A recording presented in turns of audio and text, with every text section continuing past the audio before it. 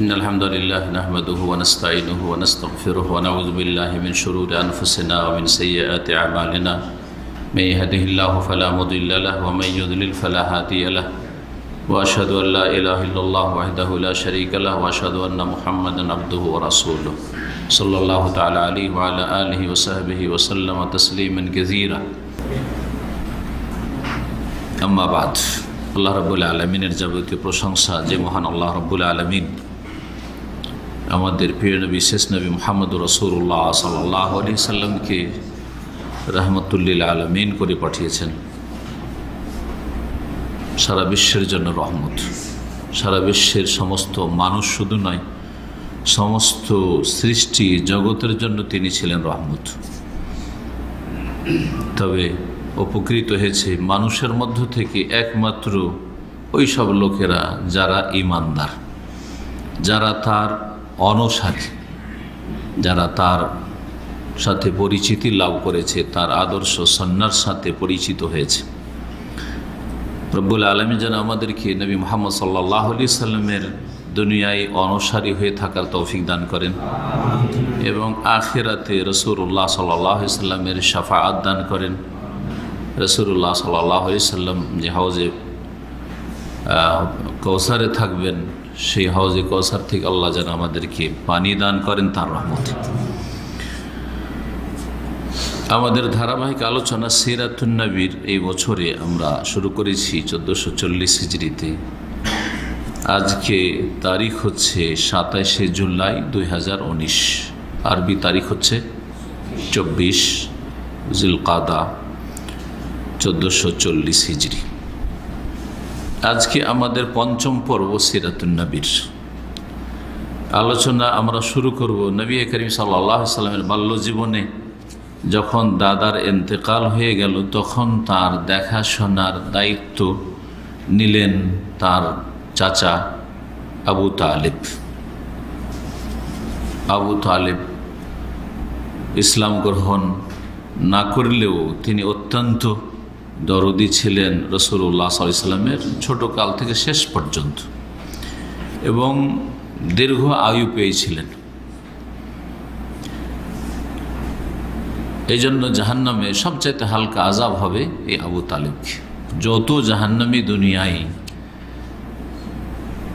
পয়দা হয়েছে এবং যারা জাহান্নামে যাবে, অতীতে চলে গেছে, বর্তমানে অথবা ভবিষ্যতে যেসব জাহান্নামীগুলি পয়দা হয়েছে, হচ্ছে, হবে, তাদের মধ্যে সবচাইতে হালকা শাস্তি হবে এই আবু তালেবকে। কিন্তু চিরস্থায়ী শাস্তি হবে। হালকা শাস্তি হবে কিন্তু ক্ষণস্থায়ী না। জাহান্নামের আযাব হচ্ছে দুই রকম, স্থায়ী আর অস্থায়ী। মুখাল্লাদুনা ফিন্নার আর গায়র মুখাল্লাদিন। জি হ্যাঁ, স্থায়ী যারা কাফের আর কুফরির অবস্থায়, শিরকের অবস্থায় মারা গেছে, বড় কুফরি শিরকের অবস্থায় মারা গেছে।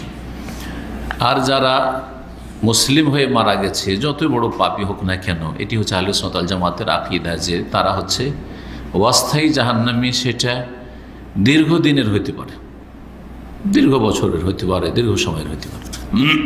এর বিপরীত হচ্ছে খারেজি আর মুতাজিলারা, যারা বলবে যে যারা জাহান্নামে গেল তো গেল, আর কোনোদিন ফিরবে না। ওমা হুম বিখারিজিনা মিনান নার, ঢালাহারে জাহান্নাম থেকে কোনোদিন বের হবে না। আর যারা জান্নাতি তোরা জান্নাতি, তারা আহলে সুন্নাত নয়, তারা হয় মুরজিয়া। যারা বলছে পাপ করলো প্রথমেই জান্নাত যাবে, যতই পাপ করো, মুরজিয়া। আর না হলে খারেজি চরমপন্থী মুতাজিলা, যারা বলছে যে কাবিরা গুনাহ করলে চিরস্থায়ী জাহান্নাম, অস্থায়ী বলে কিছু নেই তাদের কাছে।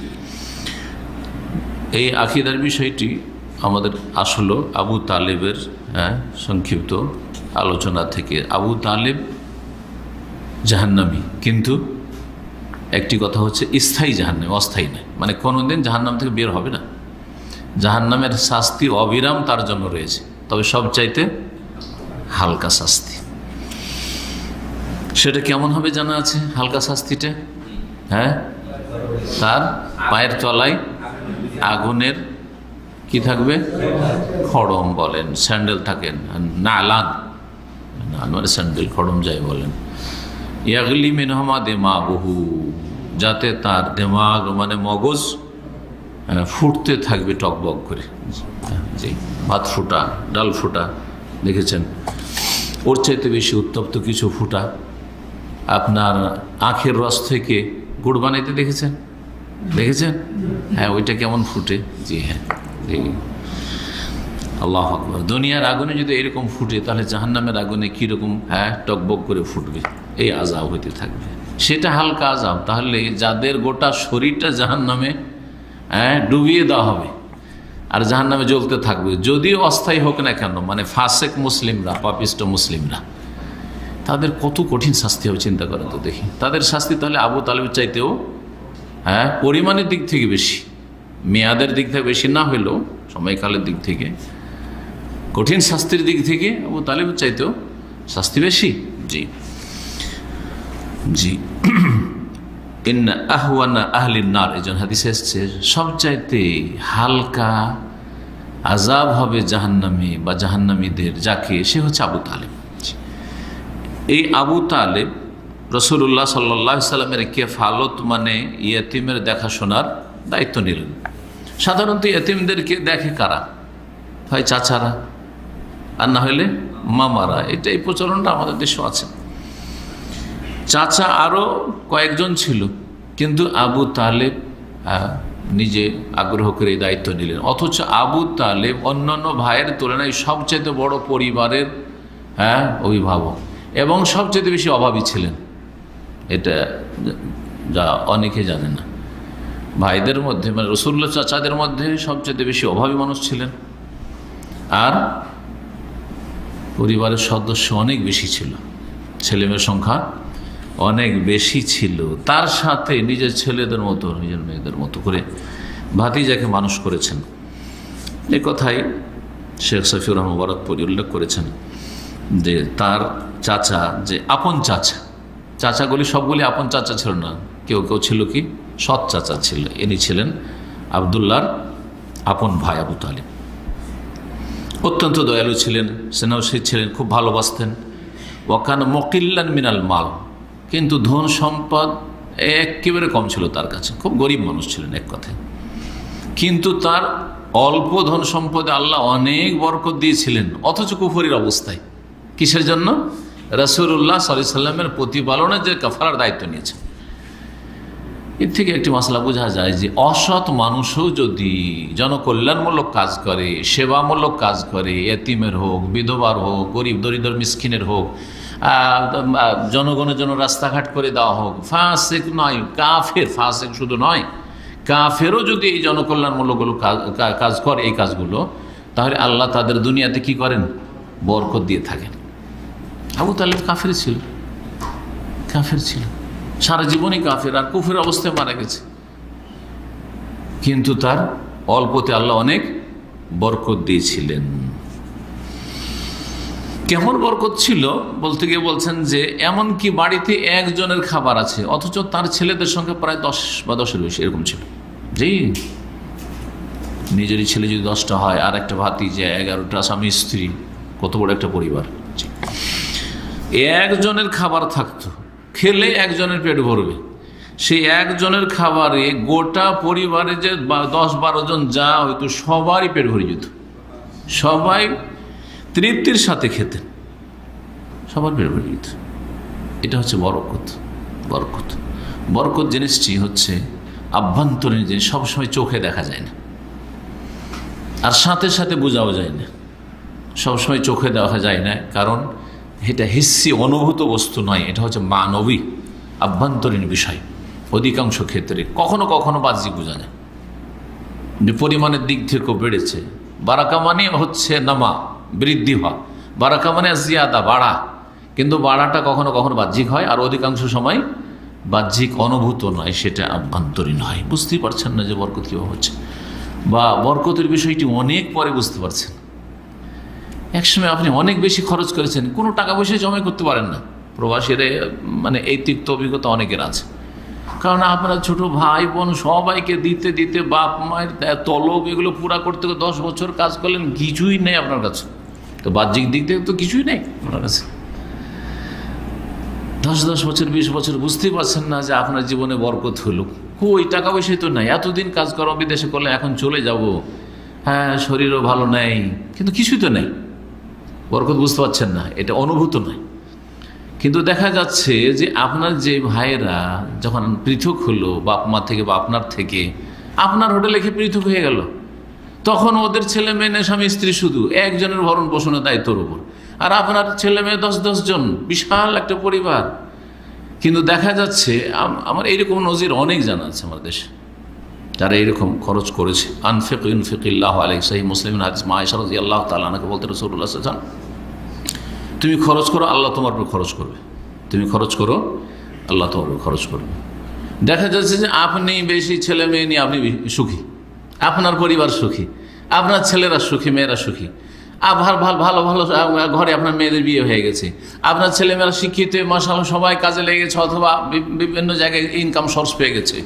পক্ষান্তরে আপনার ছোট ভাই যে আপনার সমান বাপের মায়ের ভাগ নিয়ে, সমান ভাগ নিয়ে 2 জন শুধু ছিল পরিবার সদস্য, ওর আর্থিক সংকট আর বালা মুসিবত আর বিপদ আপদ কষ্টের শেষে দুঃখে আছে।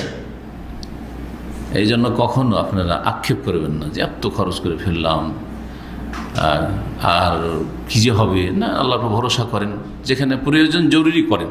আমি বলছি না যে সব দিয়ে দিতে হবে, সব দিয়ে দেওয়াও কিন্তু একটা নাজায়েজ আর জুলম যা আমাদের পরিবারে চলছে বা আমাদের সমাজে যেসব পরিবারগুলো রয়েছে তাতে চলছে, সব আপনার কাছ থেকে নিয়ে নিচ্ছে আপনার বাপ মা টেনে, শেষখানে যাচ্ছেন বলছে দেন আমাকে কিছু টাকা পয়সা দেন, ব্যবসা করবে, নাই সব খরচ করে দিচ্ছি। আল্লাহু আকবার। এই জুলমও করবেন না, জুলম করবেন না। বাপ মায়েরাও যেমন আপনি জুলমের শিকার হবেন না, আপনি কারোর জুলম করবেন না। আপনি যেমন জুলমের শিকার, আপনার কারণে আপনার স্ত্রী ছেলেমেয়েরা জুলমের শিকার অনেক সময়। যাই হোক, ফিরে আসি আসল বিষয়ের দিকে। বরকতের কথা বলছিলাম। বরকত, নেক কাজ করলে বরকত আসে, বিশেষ করে সিলাতুল আরহাম, আত্মীয়দের দেখাশোনা, আত্মীয়দের সুসম্পর্ক, বাপ মায়ের দেখাশোনা, অসহায়দের দেখাশোনা, এতিম বিধবাদের দেখাশোনা, জনকল্যাণমূলক কাজ করা, এতে জীবনে বরকত আসে। স্বাস্থ্যের দিক থেকে বরকত আসে, ধন সম্পদের দিক থেকে বরকত আসে, ছেলে মেয়ের দিক থেকে বরকত আসে, মানসিক শান্তির দিক থেকে বরকত আসে, অনেক দিক থেকে বরকত আসে। অনেক ক্ষেত্রে আভ্যন্তরীণ, আপনি আপনার বরকত টের পাচ্ছেন, তা হয়তো অনেক সময় অনেক পরে টের পাচ্ছেন, 10-20 বছর পরে। আল্লাহ যেন আমাদের জীবনে বরকত দান করেন। গত সপ্তাহের 2টো আলোচনা ছিল আমার দুবাই, তার একটা ছিল বরকত অর্জনের উপায়, বরকতের উপায়। তো গুরুত্বপূর্ণ একটা বিষয় বরকত অর্জনের উপায়। তো এই উপায়গুলি অবলম্বন করা উচিত, জীবনে বরকত নেমে আসবে। রাসূলুল্লাহ সাল্লাল্লাহু আলাইহি সাল্লাম যে চাচার বাড়িতে থাকতেন, বড় ধৈর্যের সাথে থাকতেন, যা কিছু সব ভাইয়েরা খেত, চাচাতো ভাইয়েরা তাই খেতেন, মানে তাতেই মানে যেটা বলে যে মনে একটা তৃপ্তি, পরিতৃপ্তি ছিল, যা কিছু জুটত। বড় হলেন একটু, বয়স যখন তার 12 বছর, আর কেউ কেউ বলেছে 12 বছর 2 মাস 10 দিন, তখন রাসূলুল্লাহ সাল্লাল্লাহু আলাইহি ওয়াসাল্লামের চাচা আবু তালেব শাম দেশে ব্যবসার উদ্দেশ্যে সফরে রওনা হলেন। চাচা ভাতিজাকে বাড়িতে রেখে চলে যাচ্ছেন। ভাতিজার দেখাশোনার চাচাই, চাচার মতো চাচি মায়া করবে না, হ্যাঁ, চাচার মতো অন্য কেউ দেখবে না। চাচা তো ভাইয়েরা, চাচাও যেমন ভালোবাসতো, ভাতিজাও চাচা খুব ভালোবাসতো। চাচা ভাতিজাকে ছেড়ে থাকতো না, আর ভাতিজাও চাচাকে ছেড়ে থাকতো না। এই ছিল চাচা ভাতিজার ভালোবাসার সম্পর্ক। ওই সময় কুরাইশের এক কাফেলা যাচ্ছে, এর আগে আলোচনা করেছি যে বছরে 2টো কাফেলা বেরোতো, বাণিজ্যিক কাফেলা, মানে বাণিজ্যিক দল বেরোতো ব্যবসা করার জন্য 2 সিজনে। এক সিজনে ইয়ামানের দিকে দক্ষিণ অঞ্চলে, আর এক সিজনে হচ্ছে উত্তর অঞ্চলে সামদেশে, বৃহৎ সামদেশ, বর্তমানে সিরিয়া থেকে শুরু করে লেবানন, ফিলিস্তিন সব তাতে সামিল, উর্দুন ইত্যাদি, জর্ডান। তো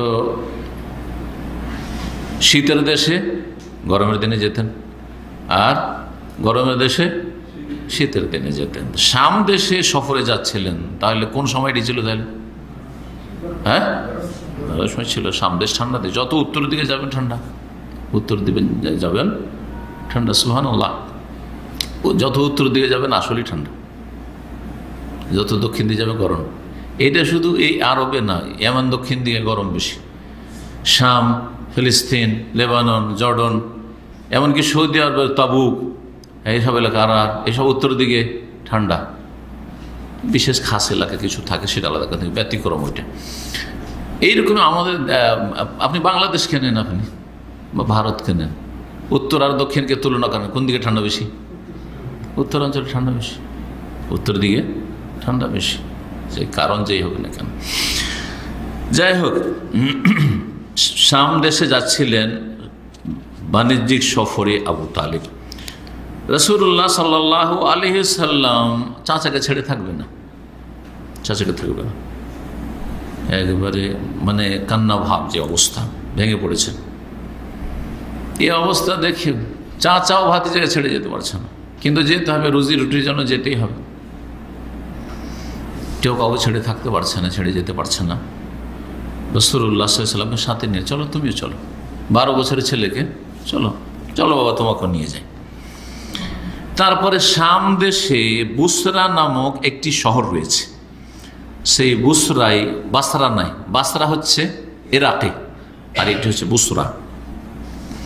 শাম দেশের বুসরাই যখন পৌঁছিলেন, আর যারা সাথী সঙ্গী ছিল সবাই ওখানে অবস্থান করলেন, তখন একজন খ্রিস্টান ধর্মযাজক, পাদ্রী, সে, তার নাম ছিল বুহাইরা, বুহাইরা আর রাহেব বলে পাদ্রীকে। এ বুহাইরা পাদ্রী দেখতে পেয়েছে রাসূলুল্লাহ সাল্লাল্লাহু আলাইহি ওয়াসাল্লামকে, দেখতে পেয়ে ছুটে এসছে, ছুটে চলে এসছে কাফেলার মাঝখানে, এসে একবারে নবী সাল্লাল্লাহু আলাইহি ওয়াসাল্লামের কাছে পৌঁছে গেছে।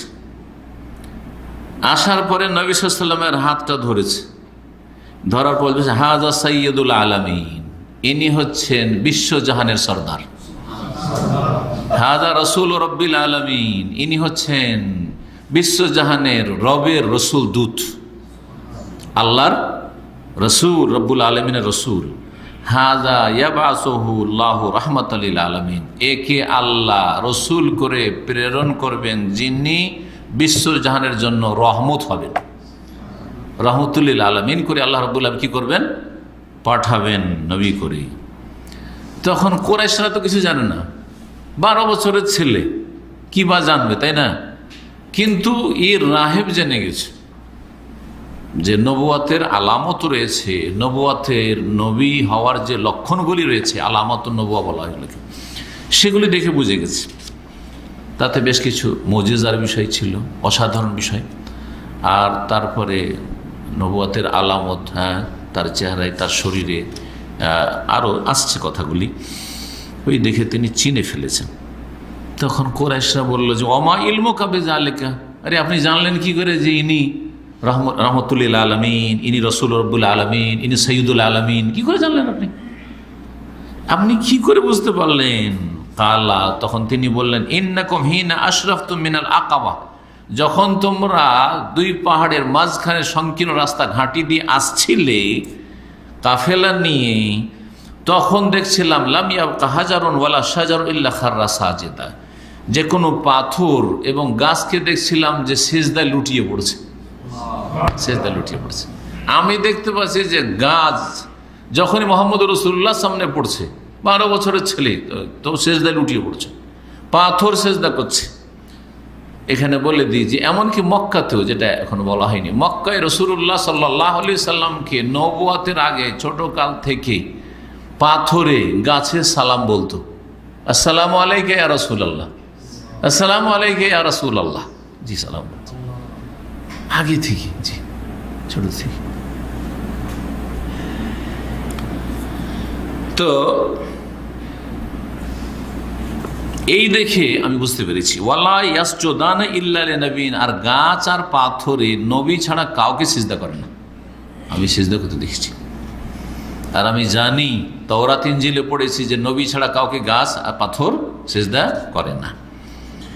ওয়াইনি আরিফ বি খাতামিন নবুয়া, আর আরেকটা জিনিস দেখে আমি চিনে ফেলেছি যে ইনি সেই নবী, সেটা হচ্ছে খাতমে নবুয়া বা খাতামুন নবুয়া। খাতাম মানে হচ্ছে মোহর, খাতাম মানে আংটি হয়, কারণ আংটি দিয়ে মোহর লাগাইতেন রাসূলুল্লাহ সাল্লাল্লাহু আলাইহি ওয়াসাল্লাম। জি হ্যাঁ, আরবরা প্রাচীন যুগে আংটির এতে নাম লিখে রাখত, আর এটা দিয়ে কী করতো?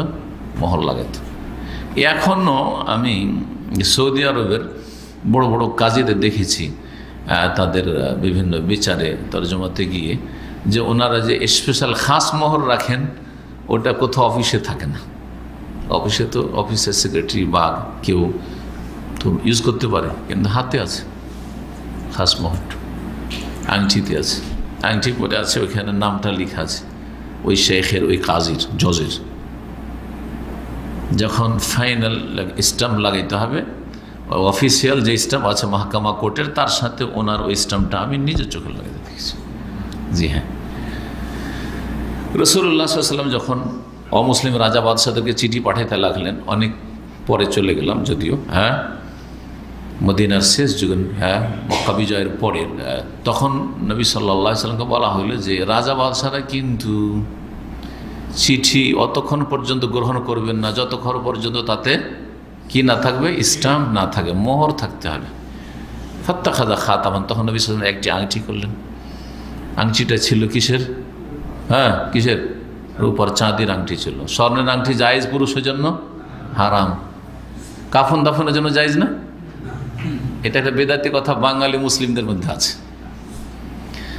আমাকে আমার মামা, আমি যখন ছোট মাদ্রাসায় পড়তাম প্রাইমারির দিকে, তখন মামা শ্বশুর বাড়িতে একটা আংটি পেয়েছে। ওরা জানে না, দিন তো জানে না।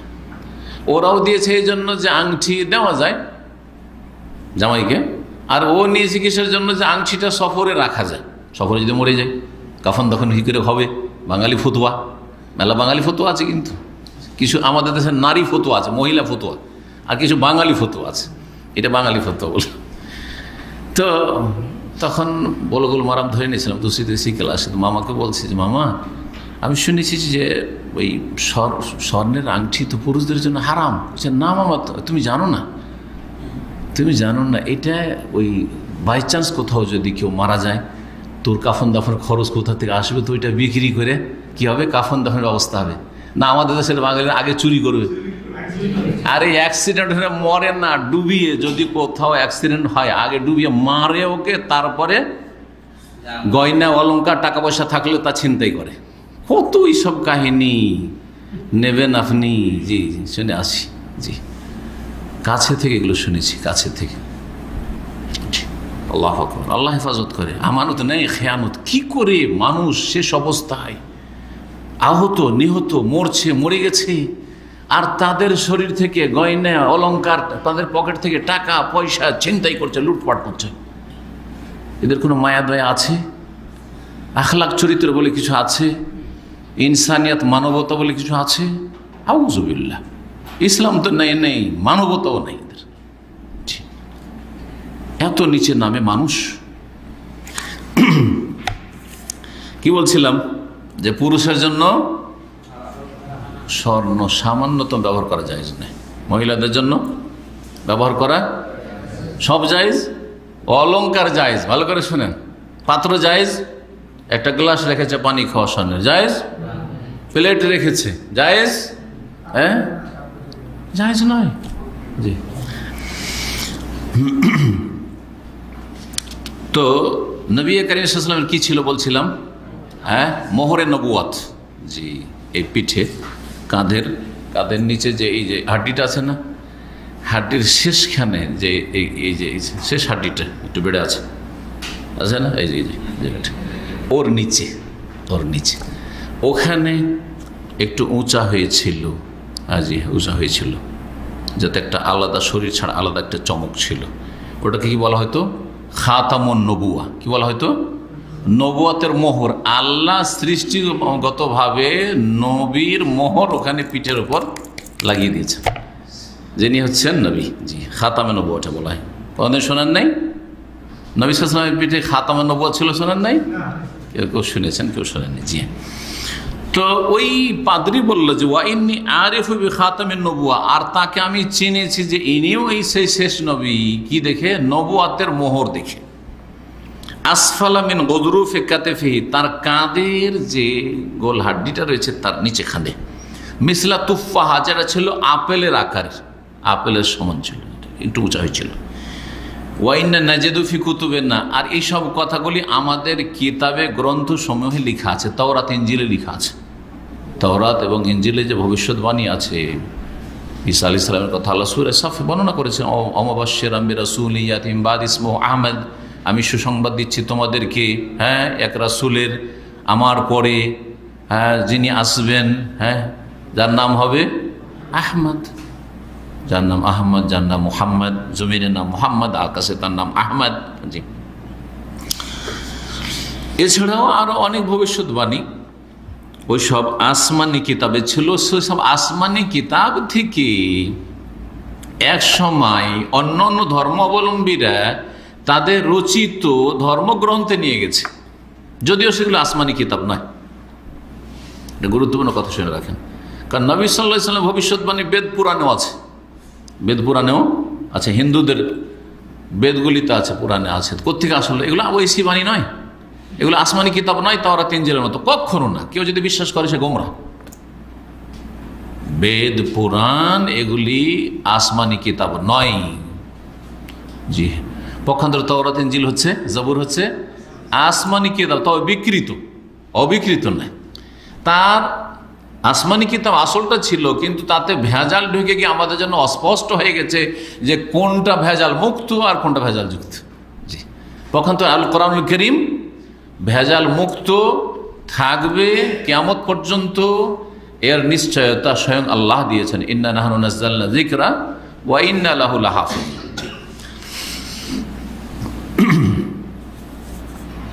তারপরে এই রাহেব পাদরি তাদের জন্য আপ্যায়নের ব্যবস্থা করলো, খাওয়া দাওয়া করালো, এবং আবু তালেবের কাছে অনুরোধ করা শুরু করলো যে তোমাকে অনুরোধ করছি, তুমি একে নিয়ে শাম দেশে যেও না। শাম দেশের ঢুকেছে মাত্র, প্রথম শহর ওই বুসরা, আর আগে বাড়িও না, ফিলিস্তিনের দিকে যেও না, দামেস্কের দিকে যেও না, না না না, ওদিকে যেও না।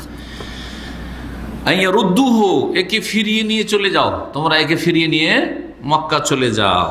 ওয়ালা ইউকদিমু বিহি ইলা শাম, শাম দেশে নিয়ে যেও না, কারণ শাম দেশে ইহুদিরা বসবাস করে, শাম দেশে রোমানরা বাস করে, আর তারা সবাই খোলা অন্তরের নয় যে বিশ্বাস করবে, অনেকের হিংসা হবে। আরে এই নবীর আশা করছিলাম যে আমাদের বংশে আসবে, আমাদের দেশে শাম দেশে আসবে, ইসহাক বংশে আসবে, মক্কায় ইসমাইল বংশে চলে আসলো, এটা মেনে নেওয়া যায় না। এটাই তো হয়েছে ইহুদিদের। না, ইহুদিরা ইসলাম কবুল করেনি, এর পিছনে কারণ হচ্ছে একমাত্র হিংসা, হিংসা আর জাতীয়তা,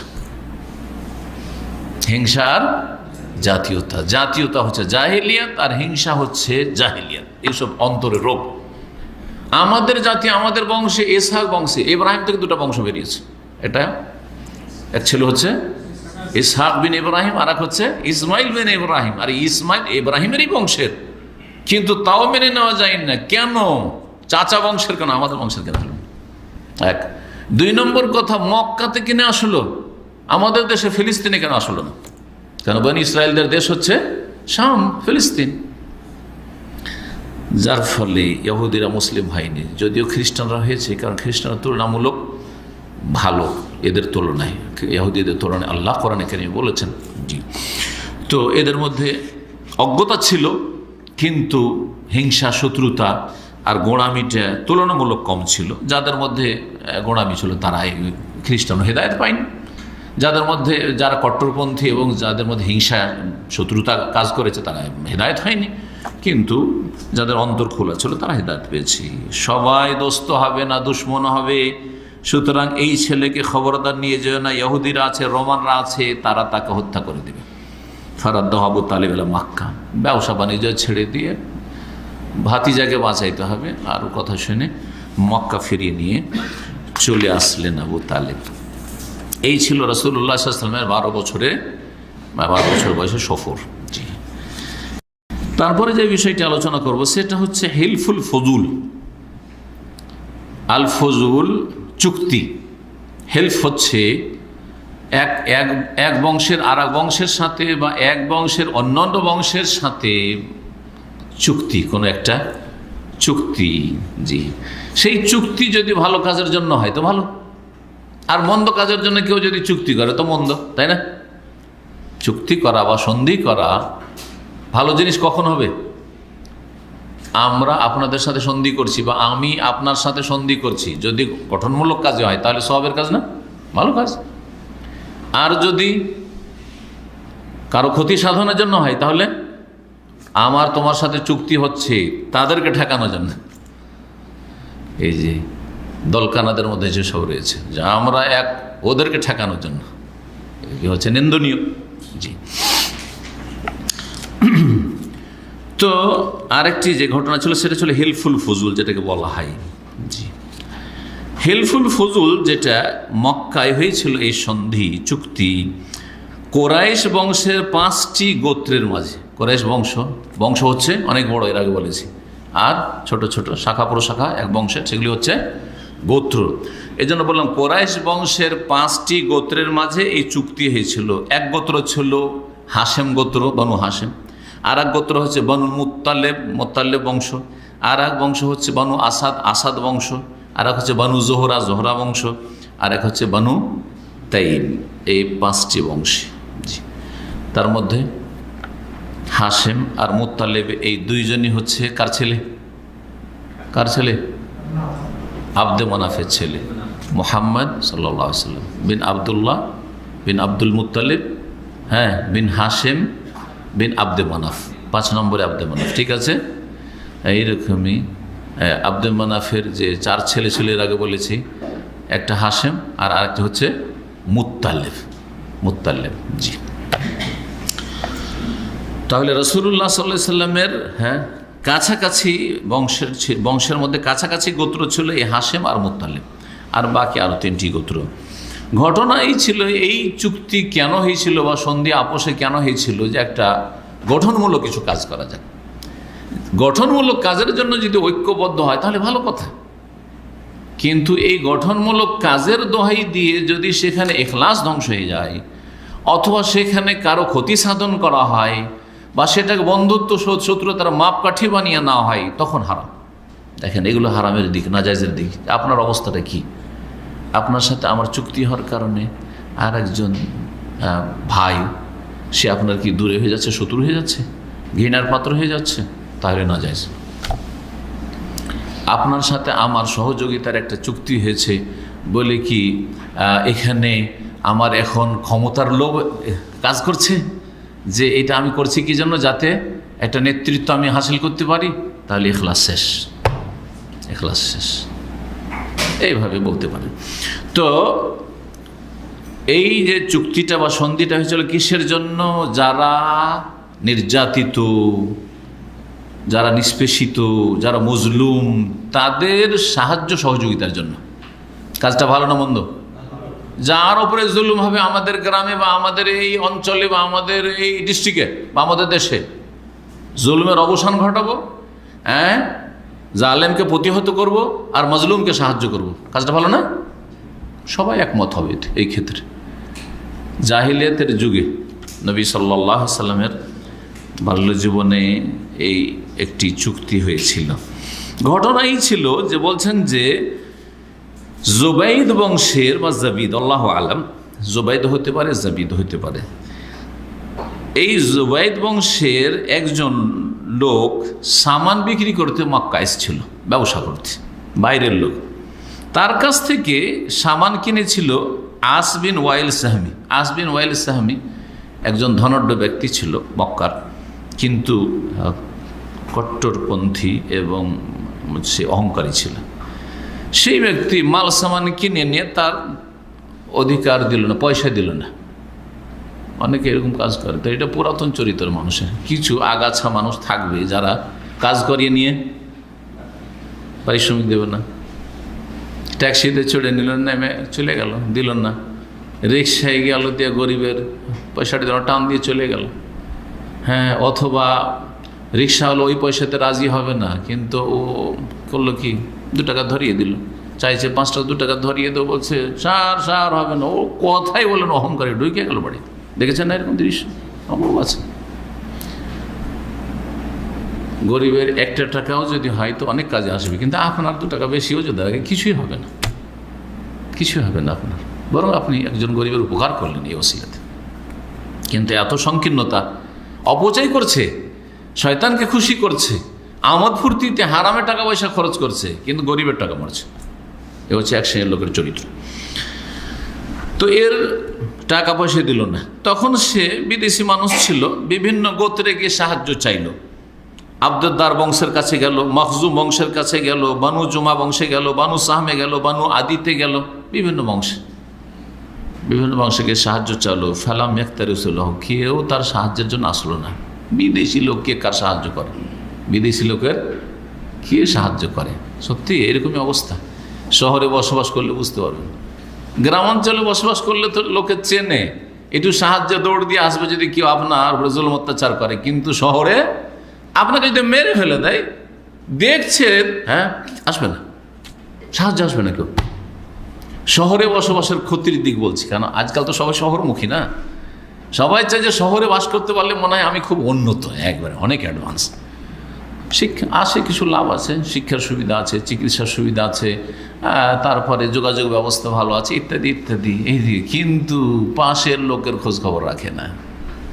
কে মরে পড়ে আছে, জানাজা দিতে হয়, খবরই নেই। মরে জানাজা হয়ে গেছে, প্রতিবেশী জানাজা হাজির হওয়ার খবর নেই, খবরই নেই যে মারা গেছে। কেউ কারো খবর রাখেন। এরকম বহু ক্ষতি, তার মধ্যে এইটা কেউ কারো সাহায্য নিয়ে আসবে না। রাস্তাঘাটে ছিনতাই হচ্ছে, হ্যাঁ, মাত্র 2-3 জন হয়তো ছিনতাই করেছে, 10 জন 20 জন 50 জন দাঁড়িয়ে তামাশা দেখছে, কেউ রিস্ক নিতে যাবে না, ও কিছু বলতে যাবে না, তোর ছিনতাই হয়েছে, আমার কি। এটা মুসলিমের চরিত্র নয়। সহযোগিতা করতে হবে কিসের ক্ষেত্রে? অনসুর আখা জালেমা নাও মাজলুমা, রাসূলুল্লাহ সাল্লাল্লাহু আলাইহি ওয়াসাল্লাম সহিহ হাদিস, তোমার জালেম ভাইকেও সাহায্য করো আর মজলুম ভাইকেও সাহায্য করো। মজলুম ভাইকে সাহায্য করো মানে তার উপরে জুলুম হতে দিও না, তার পক্ষ থেকে লড়ো। আর জালেমের সাহায্য কি করে করবো? সাহাবীরা বুঝতে পারলেন না, তখন জিজ্ঞেস করেছিলেন, হ্যাঁ, কাইফা আনসুরু জালেম, জালেমের আবার কিসে সাহায্য করবো, কিভাবে সাহায্য করবো? কি বলেছিলেন?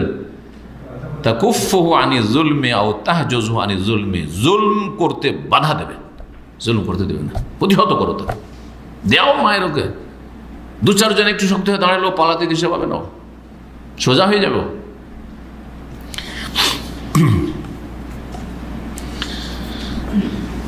তো যখন সে কোনো সাহায্য ছাড়া পেল না কয়েকটা বংশ থেকে, তখন আবু কোবাইস নামক যে উঁচা পাহাড় রয়েছে, আবু কোবাইস পাহাড়, যেটা সাফার কাছে সবচেয়ে উঁচা পাহাড়, যেটা, জি, এই আবু কোবাইস পাহাড়ের ওপর উঠল।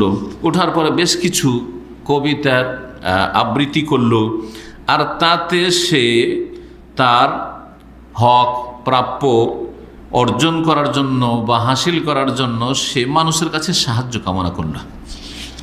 এ কথা শুনে অনেকের অন্তর নরম হইল যে এরকম একটা লোক মজলুম এখানে মক্কা থেকে জুলমের শিকার হয়ে যাবে, তার ন্যায্য অধিকার পাবে না এই গরিব মানুষ। আব্দুল মুত্তালিবের এক ছেলে ছিলেন জুবাইর। আব্দুল মুত্তালিবের যে ছেলেরা মুসলিম হয়েছে তাদের নাম শুধু জানেন, তাই না? কার নাম? আব্দুল মুত্তালিবের ছেলে, হ্যাঁ, আব্বাস রাদিয়াল্লাহু আনহু সাহাবী, আর হামজা রাদিয়াল্লাহু তাআলা, তাদেরই ভাই একজন রাসূলুল্লাহ। আরেক চাচার নাম কি তাহলে? জুবাইর বিন আব্দুল মুত্তালিব।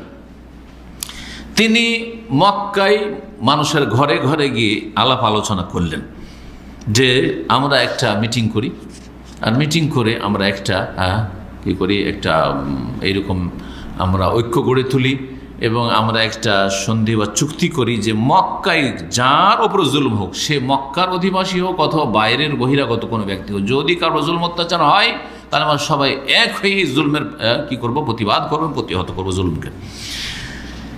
এরা এই মিটিংয়ের জন্য একত্রিত হলো আবদুল্লাহ বিন জুদআনের বাড়িতে। আবদুল্লাহ বিন জুদআনের বাড়িতে, যিনি বানু তাইম বংশের সর্দার ছিলেন, রাইস ছিলেন। তারা আপোষে চুক্তি করল যে আল্লাহ এজদু বে মক্কাতা মজলুমান মিন আহলিহা আও মিন গায়রিহিম, মক্কার হোক মক্কার বাইরে হোক কোনো মজলুমকে যদি পাই, ইল্লা কামু মাহু, তার পাশে আমরা দাঁড়াবো, যতক্ষণ পর্যন্ত এই জুলমের অবসান না ঘটাইতে পারবো, তার হক আদায় করে না দেব। তারপরে সবাই মিলে এই মিটিং করে, বেচারে কিন্তু অপেক্ষা আছে, ওই গরিব মানুষ টাকা পাবে, পাওনা পাবে। আস বিন ওয়াইলের বাড়ি গেল যে তুমি টাকা দাও না কেন, মাল সামান নিয়েছো তুমি টাকা দাও না, মানে আসবেন ওয়াইলের বাড়ি সবাই মিলে ঐক্যবদ্ধ হয়ে গেল।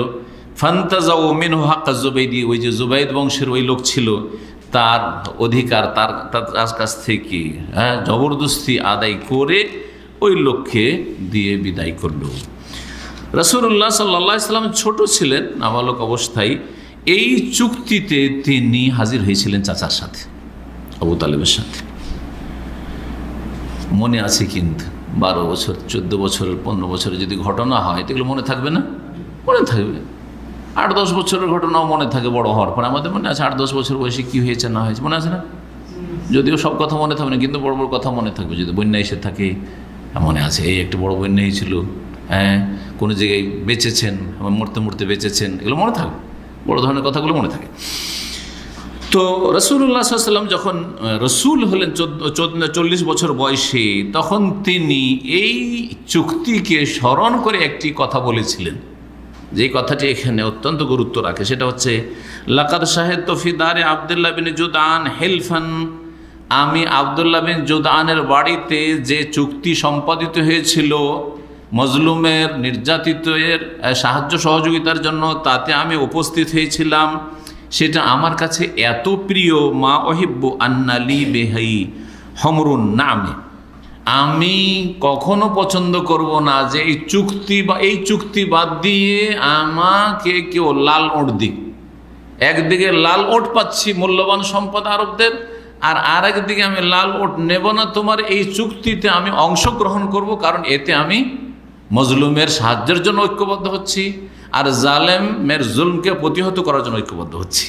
ওয়ালাউ উদআ বিহি ফিল ইসলাম লা আজাব, তো এখনও যদি আমাকে কেউ ডাকে এইরকম গঠনমূলক কাজের জন্য, সাহায্য সহযোগিতার জন্য, বা এইরকম চুক্তি বা সন্ধির জন্য, তাহলে আমি সেই ডাকে সাড়া দেব। রাসূলুল্লাহ সাল্লাল্লাহু আলাইহি ওয়াসাল্লাম নবী হওয়ার পরে বলেছেন।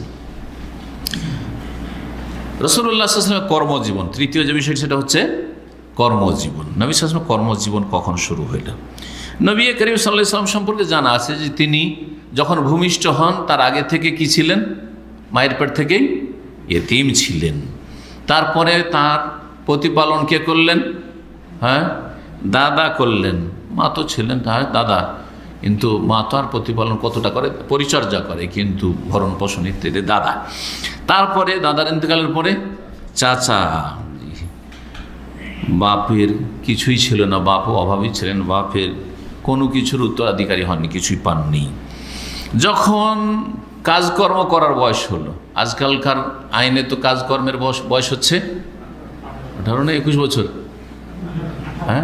না মনে হয় 18তে পাসপোর্ট দিয়ে বিদেশ আসতে দেবে, 21 বছর। আমি জানি ইন্টারন্যাশনাল আইন হচ্ছে 21 বছর। কিন্তু আমরা ছোটকালে দেখেছি যেসব ছেলেরা লেখাপড়া করতো না, তারা কাজকর্ম করতে লাগে কত বয়সে? সাবালক হলে কাজ করতে লাগে। অনেকে নাবালক কাজ করছে, কিন্তু নাবালক এটা ঠিক নয়। কিন্তু সাবালক হওয়ার পরে এতিম থাকেন। একটা ছেলে 15 বছর হয়ে গেছে, আর তারপরে এখন কাজকর্ম করতে পারবে 15 বছর 16 বছরে প্রয়োজনে কাজ করতে পারে। অনেক ছেলে লেখাপড়া করে না, ওর ভাগ্যের নেই, হতভাগা। বাপ মা চেষ্টা করে লেখাপড়া করাইতে পারে না, তাহলে 15-16 বছরে কাজ করলে কোনো শরীয়তের দৃষ্টিতে দোষের কথা নেই। তার উপযোগী কাজ করবে, যে কাজ সে করতে পারবে। যাই হোক, রাসূলুল্লাহ সাল্লাল্লাহু আলাইহি ওয়াসাল্লাম কাজ করা মানে সবগুলি ভারী কাজ নয়, অনেক হালকা কাজ আছে। ছাগল চড়ানো কাজ কোনো মুশকিল আছে নাকি? আরে আমরা 8-10 বছর বয়সে ছাগল চড়িয়েছি, চড়ে নাই? কে চড়াননি এখানে ছাগল? যে চড়াননি হাত ওঠান। মাশাআল্লাহ, অনেক লোক শহরে বাস করা ছাগল চড়াননি, কিন্তু এটা নবীর সুন্নাত। ছাগল চড়ান নাই? আলহামদুলিল্লাহ, আমি চড়িয়েছি 2-4 দিন। অপরের নয়, নিজের। তবে একটা হচ্ছে অপরের চড়ানো, আর একটা হচ্ছে নিজের ছাগল বা গরু চড়ানো। তো নিজের 2-4টা হয়তো ছাগল থেকেছে, নিয়ে চলে গেলাম, তারপরে চড়ালাম, এরকম আর কি। তারপরেও মাদ্রাসায়, ছোটো থেকে তো মাদ্রাসায় থেকেছি, ছুটি ছাটিতে গেলে তখন হুকুম হলে যে যা গিয়ে যা একটু চড়িয়ে নিয়ে। তো রাসূলুল্লাহ সাল্লাল্লাহু আলাইহি ওয়াসাল্লামের প্রথম যে কাজটি ছিল, যেটা দিয়ে শুরু করেছেন কর্মজীবন, সেটা ছিল ছাগল চড়ানো। সেটা কি ছিল? ছাগল রাইউল গানাম। কার সাথে? দুধ ভাইদের সাথে, ছোটকালে দুধ ভাইদের সাথে। জি হ্যাঁ। কয় বছর ছিলেন ওখানে? 4 বছর, তাই না? তো রাসূলুল্লাহ দুধ ভাইদের সাথে বানু সাদে ওই ছাগল চড়াই, তো দুধ ভাইগুলো বড় ছিল একটু, ওদের সাথে দৌড়াদৌড়ি করতেন আর বকরি চড়াইতেন, থাকতেন। মক্কায় যখন ফিরলেন, ফেরার পরে তিনি মক্কার যারা বকরির পালের মালিক তাদের বকরি ছাগল মজদুরির বিনিময়ে, পারিশ্রমিকের বিনিময়ে চড়িয়েছেন। এই কথাটি সহিহ বুখারীতে রয়েছে, সহিহ বুখারীর একটি হাদিস। নবী করিম সাল্লাল্লাহু আলাইহি ওয়াসাল্লাম বললেন, হাদিসটা বলছে আপনাদেরকে, মা বাসাল্লাহু নবিয়ান ইল্লা ওয়া রাআল গনম, আল্লাহ এমন কোন নবী পাঠাননি যিনি ছাগল চড়াননি। মানে প্রত্যেক নবী কি করেছেন? ছাগল চড়িয়েছেন। যে মুসা আলাইহিস সালাম, হ্যাঁ কোরআনে আছে যে ছাগল চড়িয়েছেন, কোরআনে আছে, কোরআনে কারীমে যে মুসা আলাইহিস সালাম কি করেছেন? ছাগল চড়িয়েছেন। শুনবেন আয়াত। আল্লাহ লাঠিটার সম্পর্কে জিজ্ঞেস করলেন, লাঠিকে মুজিজা বানাবার, লাঠি তাহলে আগে থেকে ছিল, এই নয় যে আসমান থেকে লাঠি নামিয়েছেন, লাঠি এমনি লাঠি ছিল সেটা, কিন্তু সেই লাঠিটা যেই দিন মুজিজায় পরিণত হচ্ছে তখন আল্লাহ জিজ্ঞেস করছে, ওমা তিলকা বিয়ামিনিকা ইয়া মুসা, মুসা তোমার ডান হাতে ওইটা কি? তো আল্লাহর সাথে কথা বলতে পেয়েছেন, হ্যাঁ তুর পাহাড়ে যার সাথে কথা বলতে যে ভালোবাসে, কথা বলতে পেলে ও শ্বাস নেই না। হ্যাঁ কথা ঠিক না ভুল বুঝেন না এটা?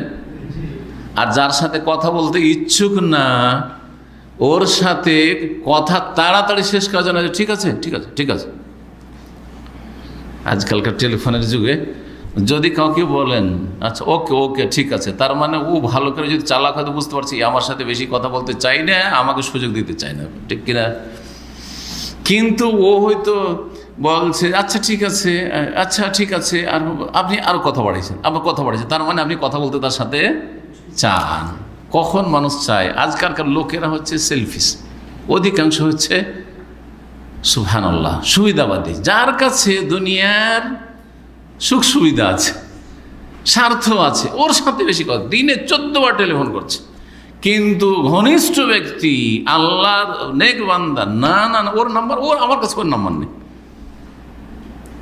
অন্য লোকের সংশোধনের আগে আপনাদেরকে বলি, যদি ভাই জিজ্ঞেস করি যে ভাই নিজাম ভাই আইয়ুব ভাইয়ের নম্বরটা, তো ওটা তো আমার কাছে নাই, একটা উদাহরণ দিলাম, করবেন না কেউ। অথবা আইয়ুব ভাইকে জিজ্ঞেস করছি ভাই আইজুল হকের নাম্বার, করছে না ওর নাম্বার তো আমার কাছে নাই। এটা কেমন কথা হইলো? কিন্তু যদি বলি যে একটা লোক কোথাও আছে যে বছরে একবার কোনো বড় সম্মেলন হইলে আসে, অমুকের নাম্বারটা আছে, যে বাংলাদেশের বড় বিজনেসম্যান দাম্মামে, হ্যাঁ হ্যাঁ হ্যাঁ আচ্ছা আচ্ছা আচ্ছা ওর নাম্বার আছে, কেন কেন ভাই? হ্যাঁ আল্লাহুল মুস্তাআন। তো এমনটা যেন না হয়। তো কি বলছিলাম? হ্যাঁ ছাগল চড়া, আল্লাহর সাথে কথা বলার সুযোগ পেয়েছেন, বেশি কথা বলতে চাইছেন মুসা আলাইহিস সালাম। আল্লাহ জিজ্ঞাসা করেছেন কি?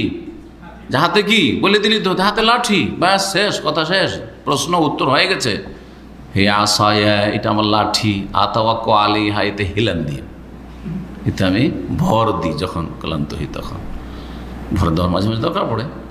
হ্যাঁ ও আহুস্য বেহালা গানামি, আমার ছাগল চড়ে তখন ছাগলকে গাছের পাতাগুলি হ্যাঁ ঝেড়ে ঝেড়ে দিই, পাতাতে বাড়ি মারলে পাতা পড়বে না, হ্যাঁ জি করি আহুস্য বেহালা গানামি, এই যে চলে আসলাম। আরও কথা সব আলিয়া ফিহা মা আরে বখরা, আর কত একটা একটা করে বলবে যে এতে আমি মেলা কাজ করি, এই লাঠি দিয়ে আমি অনেক কাজ করি। জি হ্যাঁ মা আরে বখরা, অনেক গরজ আছে এই লাঠিতে আমার। তো রাসূলুল্লাহ সাল্লাল্লাহু আলাইহি ওয়াসাল্লাম বললেন যে এমন কোনো নবী আল্লাহ পাঠাননি যে ছাগল চড়াননি। তখন সাহাবীর অবাক হয়ে জিজ্ঞেস করছে, সব নবী চড়িয়েছে, তো আপনিও? ও আনতা ইয়া রাসূলুল্লাহ, আপনিও ছাগল চড়িয়েছেন? বলছেন নাম, হ্যাঁ আমিও চড়িয়েছি। কুনতু আর আহা আলা কারারিত লি আহলে মক্কা, আমি ছাগল চড়াতাম, তাও নিজের বাড়ির ছাগল নয়, বাপের না মায়ের ছাগল না, চাচার ছাগল না। আর আহা আমি ছাগল চড়াইতাম আলা কারারিতা, মাত্র কয়েকটা কিরাতের বিনিময়ে, লি আহলে মক্কা, মক্কাবাসীর। ছাগলগুলি কার ছিল? মক্কাবাসী, যারা মক্কার বড় বড় ছাগলের পালের মালিক, তাদের ছাগল চড়িয়েছি কয়েকটা কিরাতের বিনিময়ে। যে কিরাত সম্পর্কে বলছেন যে বর্তমান যুগে দৈনিক মজদুরি কত? বলছে 10 রিয়াল সমান। সারাদিন ছাগল চড়িয়ে কয় রিয়াল? 10 রিয়াল বলছেন। শেখ শফিকুর রহমান লিখছেন যে কিমাতু ফি হাযা জামান আশারাতু রিয়াল তাকরিবান, 10 রিয়াল কাছাকাছি। ছাগল চড়ানো আম্বিয়াদের সুন্নাত, সারা জীবন নয় কিন্তু। আবার এটা মনে করেন যে সারা জীবন নবীর শুধু ছাগল চড়াইতে থেকেছে। প্রথম জীবনে প্রথম যে কর্মক্ষেত্র সেটা হচ্ছে ছাগল চড়ানো। এতেও কিন্তু রহস্য রয়েছে, তত্ত্ব, হেকমত রয়েছে। কি হেকমত? ছাগল যত পেরেশান করে, এই পেরেশানি বরদাস্ত করে যদি অভ্যাস হয়ে যায়, তো যেগুলো মানুষরূপী ছাগল ওগুলোকে তরবিয়ত করতে সুবিধা হবে। কথা বুঝাচ্ছে? মানুষ যে কত কষ্ট দিবে, কত কষ্ট দিবে। কেউ দাজ্জাল বলবে, কেউ সাবি, নবীকে বলে যে সাবি, আর আমাদেরকে বলছে ওয়াহাবি, বলছে না? এগুলো শুনতে হবে। তো ছাগল চড়িয়ে চড়িয়ে কষ্ট করে, এইদিকে ছাগল একটা দৌড় দিবে, ওইদিকে আরেকটা ছাগল দৌড় দিবে, ওইদিকে আর গরু এত দৌড় দিবে না, গরু মহিষী এত দৌড় দিবে না, কিন্তু ছাগল আল্লাহু আকবার, 4টা ছাগল 4 দিকে দৌড় দিবে, একদিকে না।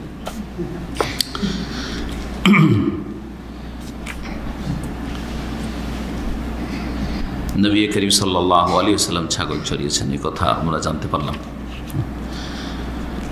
নবী সাল্লাল্লাহু আলাইহি ওয়াসাল্লাম যখন সাবালক হলেন তখন ব্যবসা শুরু করলেন। তাহলে দ্বিতীয় কাজ হচ্ছে, কর্মজীবন হচ্ছে ব্যবসা বাণিজ্য।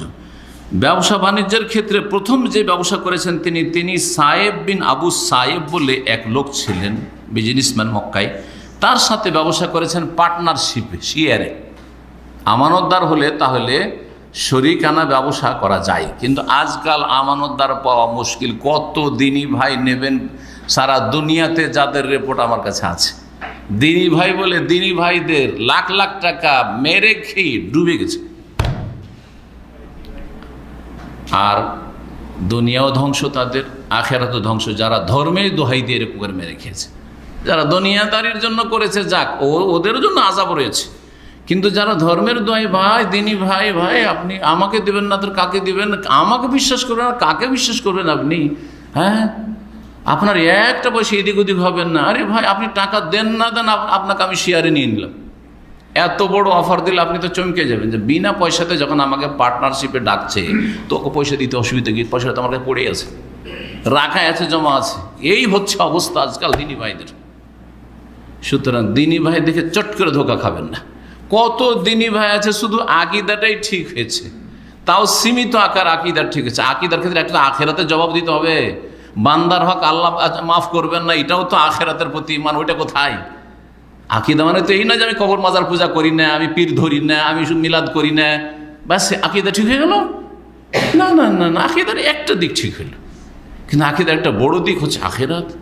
আমি এই অবস্থায় মরে যাই, যদি শহীদ হয়েও মরি, তবু আল্লাহ মাফ করবে না, জানা নাই? তবু আল্লাহ মাফ করবেন না, জাহান্নামে দিবেন আল্লাহর উপর। এটা আখেরাত নয়, এটা এই আকীদা নয়, আকীদা। তাহলে এগুলো আকীদার সাথে সম্পর্ক, মামলা তো আকীদার সাথে রিলেটেড, কিন্তু মনে রাখতে হবে। এই জন্য আজকাল কারোর সাথে যদি শরীক হয়ে ব্যবসা করতে চান, তাহলে ইস্তেখারা করিয়েন বেশি বেশি, আর পরামর্শ করিয়েন। কারণ হয়তো আপনি জানেন না লোকটাকে ভালো মনে করছেন, কিন্তু আপনার অন্য ভাই যার কাছে পরামর্শ নিচ্ছেন তিনি জানেন যে না, ও কিন্তু ধোঁকাবাজ। খুব রূপ চেহারা মাশাআল্লাহ, দাড়ি তো আমার চাইতে বড় হয়তো, কিন্তু এই দাড়িতে ধোঁকাবাজি ভরা আছে। জি হ্যাঁ, এই জন্য দুটো কাজ করবেন। যে কোনো কাজ করার আগে কি করবেন? ইস্তিখারা একটা, আর আছে ইস্তিশারা। ইস্তিখারা মানে হচ্ছে আল্লাহর কাছে কল্যাণ চাওয়া, আর ইস্তিশারা মানে ভালো মানুষের কাছে পরামর্শ চাওয়া। ভালো মানুষের কাছে পরামর্শ চাওয়া যে ভাই অমুকের সাথে আমি ব্যবসা করতে চাইছি পার্টনারশিপে, তো করাটা কেমন হবে? আমাদের একদিনই ভাই এখানে আল খালিজে এক বাকালাওয়ালাকে, দুইজনই বাংলাদেশি, 50,000 রিয়াল দিয়েছে ব্যবসা করার জন্য, একটা পয়সা ফিরি হয়নি। কোথায় যাবে না ভাই? এই কয়েক বছর মধ্যে বলছি। সে ভাই এসে আমার কাছে দুঃখ প্রকাশ করছে যে একটা পয়সাও দিল না আমাকে, লাভ তো দিল না, আসল পয়সাই দিল না। যদি আলহামদুলিল্লাহ ইসলামী সেন্টারে আসা লোক ওই যে বেঈমানটা নয়, যে ভাইটা মানে মার খেয়েছে ওর কাছে, সেই ইসলামী সেন্টারের মাঝে মধ্যে আসতো, তাও নিয়মিত এরকম নয়।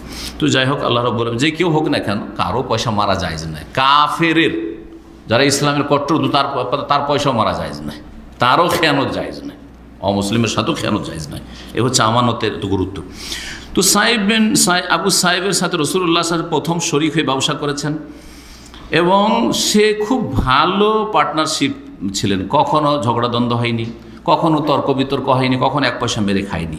রাসূলুল্লাহ সাল্লাল্লাহু আলাইহি সাল্লামের এই প্রথম পর্যায়ের ব্যবসা বাণিজ্য দেখে মক্কায় সবাই জেনে গেছিল যে লোকটি খুব আমানতদার মানুষ, বিশ্বস্ত এবং সত্যবাদী, আর সচ্চরিত্রের মানুষ, সৎ জীবনযাপন করতে চায়।